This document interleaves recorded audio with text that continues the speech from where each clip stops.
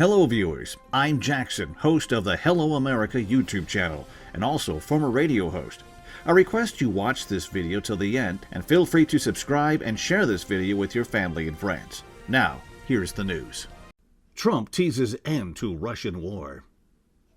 President Donald Trump announced last Friday morning that Ukraine and Russia were completing a major prisoner exchange as the United States continues to seek peace between the two nations. The deal, which was agreed to last week, swaps 1,000 prisoners each between Ukraine and Russia, making it the largest prisoner exchange of the war, according to the New York Times. Trump congratulated the countries on the agreement and hinted that it could lead to something big. He wrote on Truth Social early Friday morning, quote, "A major prisoner swap has just been completed between Russia and Ukraine. It will go into effect shortly. Congratulations to both sides on this negotiation. This could lead to something big." Earlier this week, Trump said that Russian President Vladimir Putin had agreed to begin ceasefire negotiations with Ukraine, adding that the talks could be held at the Vatican.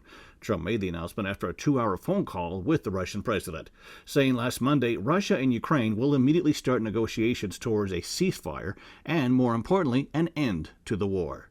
The conditions for that will be negotiated between the two parties, as it can only be because they know details of a negotiation that nobody else would be aware of.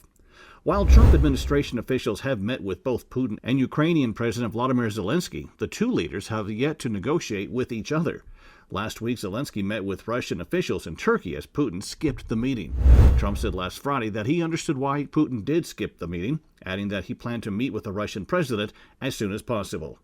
During the talks in Turkey, Ukraine and Russia agreed to the prisoner swap, but Russian officials reportedly said they would not agree to a ceasefire unless Ukraine withdraws from 4 regions in eastern Ukraine that Russian forces took over in 2022. Zelensky said following the meeting, "The agreement to release 1,000 of our people from Russian captivity became perhaps the only tangible result of the meeting in Turkey. We are working to ensure this result is delivered."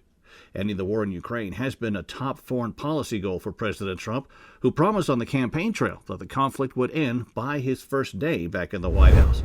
Peace talks between the countries, however, have hit multiple roadblocks, and the Trump administration has suggested that it is willing to walk away from further negotiations if Ukraine and Russia don't make progress soon.